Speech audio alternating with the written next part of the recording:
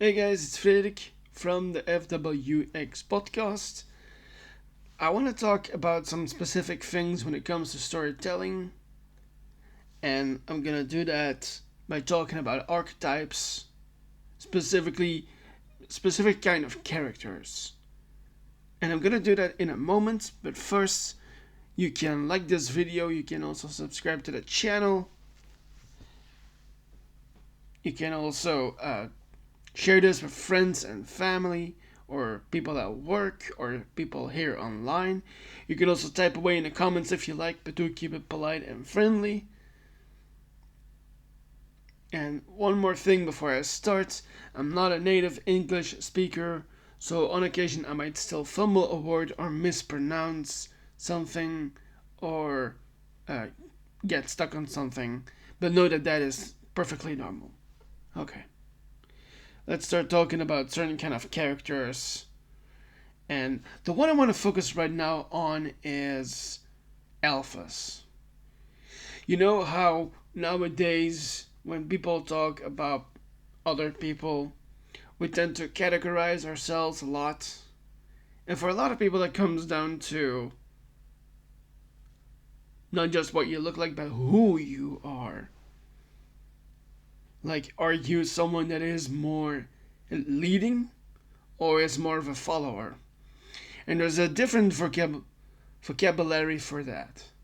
For instance, betas, alphas, and then many other words that are used here. And I want to specifically talk about alphas, those being uh, those leading figures. And in fact, there's a definition for this kind of character that I want to read to you right now. So, an alpha character is usually a strong, dominant, confident, and protective figure, often a man, who takes charge and leads situations, but also possesses a softer, more vulnerable side that emerges in their relationships. This kind of archetype is particularly prevalent in romance novels and is characterized by a commanding presence, physical attractiveness, and a motivation to protect the person they care about. Though their confidence can also create narrative tension. So, in other words, a kind of leader who is physically attractive but also has a soft side. And usually very good looking. And the part what I want to do with this is that is talked about a ton when it comes to men, including myself. But I especially want to talk about this aspect when it comes to females, especially in fiction. And this is gonna be I'm gonna talk about especially characters from fiction, specifically superheroes. And the reason why I bring that up again, because I talk a lot about it, is because they're very popular, they're very possess those elements, and oftentimes they end up being more interesting than their male counterparts. And I'm saying this as a guy, because on occasion, or even more than on occasion, I do love those kinds of movies. And they're especially prevalent and relevant in the superhero genre. And I'm not necessarily talking about the superheroes here, not the genre, but really the kind of character that we find there. Because it's such a what's the word? Irrelevant, basically. And I'm gonna talk about those kinds of characters. I'm gonna use pictures from those superheroes, villains, and others to talk about them. And this also ties into an aspect I've wanted to talk about for a while, and those are the leading ladies. Basically, the fact that women are dominating in movies, which leads into what I'm talking about here. And obviously, I'm gonna bring up those actors as well, actresses in this case. So, I want to start with someone that I find very underrated when it comes to being that kind of character, being an alpha. And that's this one, who a couple of years ago got her own movie. And I'm talking about the Marvel side of things, by the way, for a moment. And I'm glad they finally fucking did it. The Black Widow. Obviously, a very alpha kind of figure. And years ago, there was that Black Widow movie, which I very enjoy. And there's a lot to talk about with Black Widow because, as I've talked about in a previous video,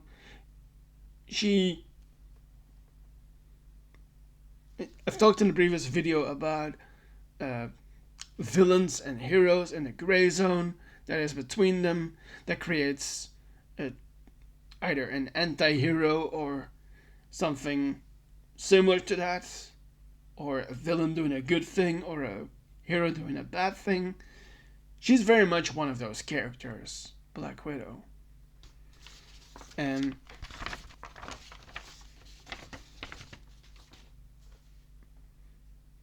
she has had her full arc when it comes to the MCU. And of course, that is also now with a successor, who is incredibly popular. I'm talking about Yelena Belova, of course, who is portrayed in the MCU by Florence Pugh. But of course, you can't talk about the successor without talking about the original Black Widow, Natasha Romanoff, played by Scarlett Johansson, who is kind of based in this picture, of course, meaning she very much looks like the actress and not just a character. And I also love that movie because you very much see what I talk about with alphas happening in that movie. She is initially a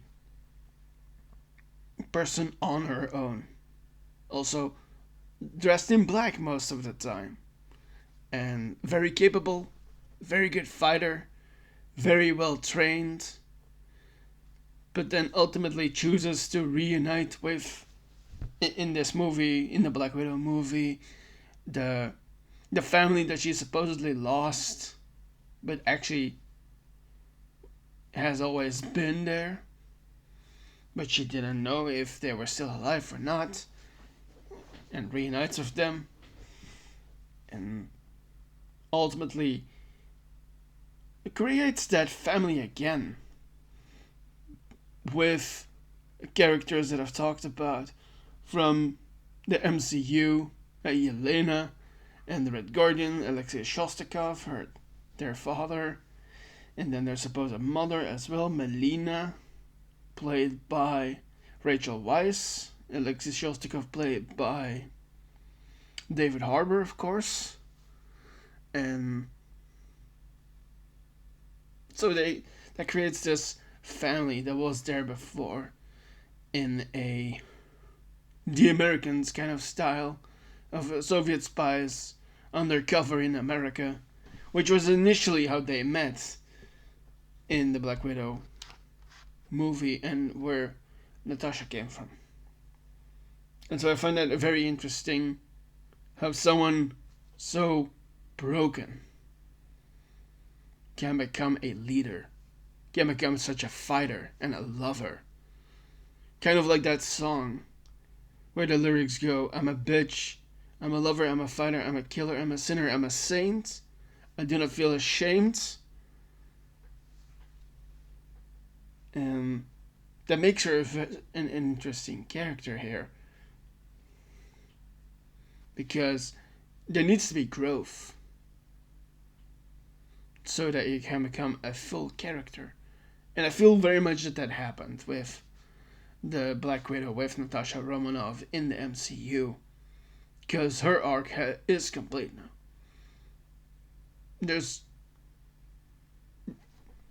We don't really know if we're ever gonna see her again. Of course, there's been reports that maybe in those new Avengers movies that are coming, Doctor Doom is maybe gonna have like a evil version team of the original Avengers, and there've been reports that people are gonna show up or not, and we'll see if that happens. Obviously, like I said before, she already has kind of a dark past in of itself, so it will be interesting to see if she shows up or not. I'm gonna jump over to DC for a moment to talk about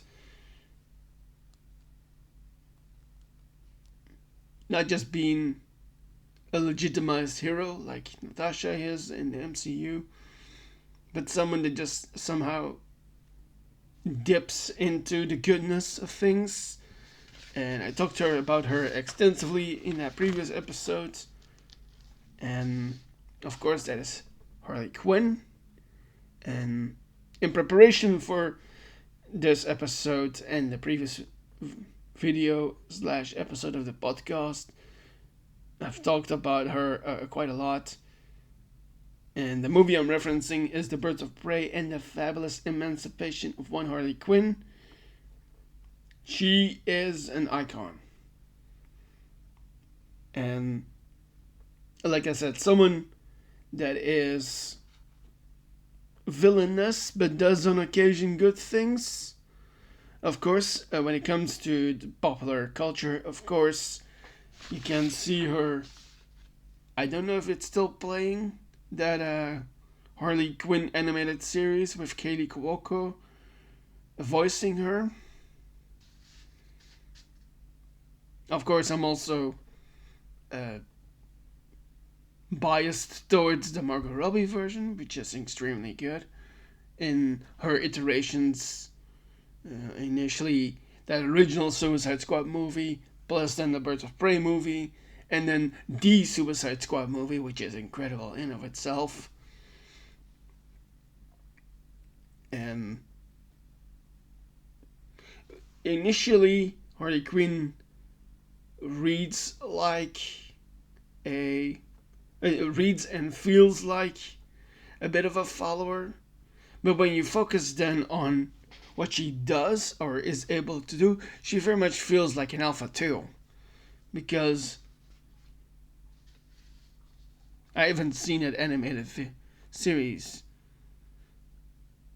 but what I've seen from her is that she has a potential to be an alpha, which makes for an interesting aspect, because not everyone, even in our real lives, we don't find the potential in ourselves to become like a leader or someone that is okay with being an organizer, a fighter, a person that will do the right thing for the greater good. Though initially, when you put her on a team, she does seem like that kind of character. I just talked about the Suicide Squad, for instance. In the second Suicide Squad movie, The Suicide Squad, you have initially that aspect, of course, of, well, being very attractive and getting all the admiration and attention, of course, which obviously is a big part when it comes to a character like hers, who wears these kinds of outfits, of course. That's design, of course. But that's part of it. And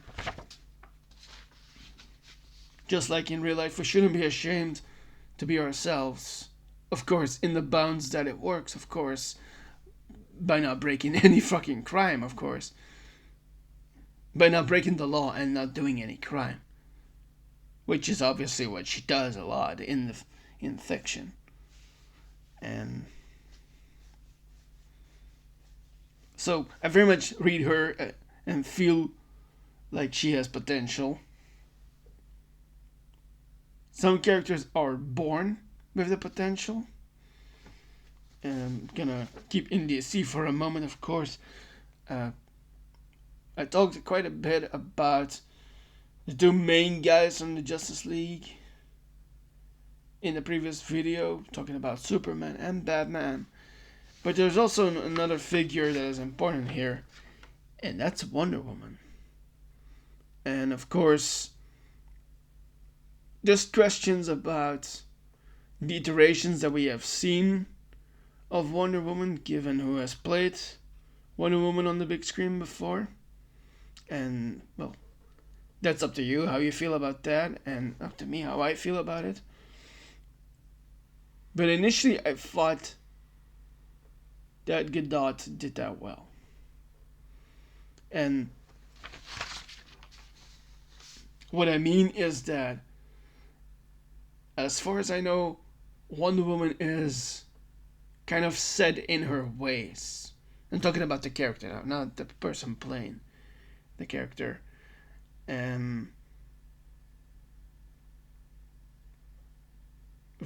Very wooden and unable to bend, basically, which gives you a sort of stalwart kind of person.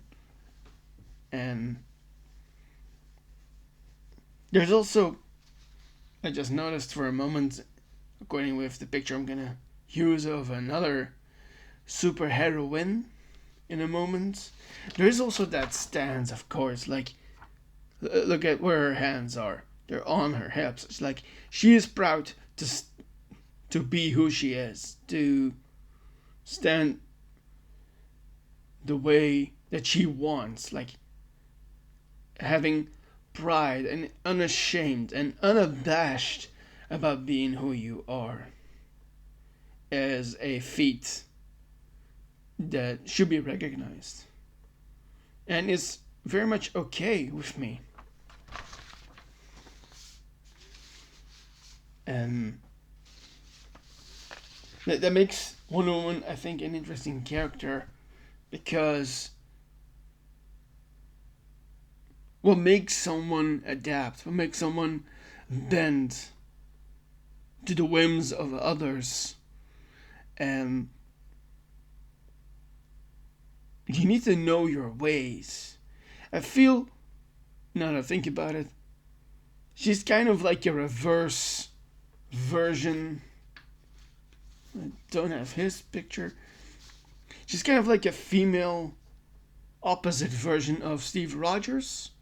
Someone also very much unbreakable, non-bendable. Someone set in their ways, who is, you know what, I'll use the guy from the poster for a moment. So yeah, Steve Rogers, like I said, of course, Black Widow on his side.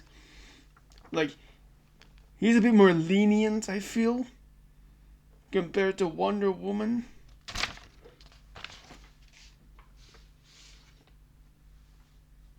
But basically, I'm saying that your discipline, your values, your being should not be misunderstood. It should not be the thing that enemies try to use against you. And it's basically a long way of me saying you stand by yourself, and that is an admirable feature. Like, you stand for certain things. Also, the interesting another part of Wonder Woman is that she is born from the union of a god and a human. A queen in this case. And I don't know her comics as well as some of the others, or most of the others because I haven't read any of the superhero comics. Mostly know these characters from their adaptations. And but of course she dips into something I've talked about before.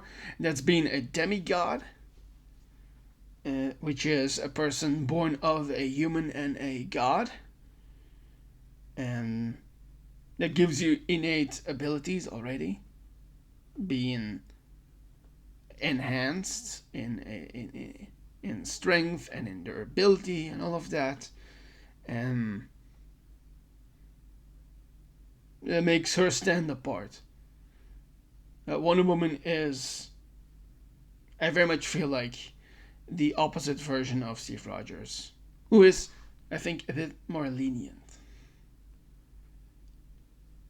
Of course, since I talked about that pose, I'll talk about the person whose picture I have with a similar pose, Captain Marvel. And obviously, she's had some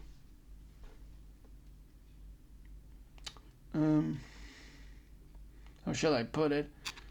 She has surged in popularity the past couple of years, despite backlash, which I do not understand, for crying out loud. I very much wanted to swear right there. One of the movies I saw in preparation for doing these episodes is the latest movie with her in it, The Marvels, which I thoroughly enjoy, and is one of my most rewatched movies from the MCU because they did the character so well in the movie, along with the other two main characters. And it's also very much a movie full of female characters, from Captain Marvel to Kamala Khan to Dar-Ben, the villain of that movie. And I talked in my previous video about heroes doing bad things and villains doing good things. Dar-Ben, the character played by Zawe Ashton in that movie, is initially doing something she thinks is right, which would help her people, the Kree. And initially she is doing a good thing, but she goes about it in a wrong way, which makes it look to us as a villain. And that's very much that gray area that is also part of it. Of course, the main thing with Captain Marvel that I have to remember is that she is OP, overpowered. She has a gift to fly faster than the sound of... I'm saying it wrong. The speed of sound. And she can do a lot of things. She's a flyer, of course. She's up in space most of the time. She has cosmic adventures.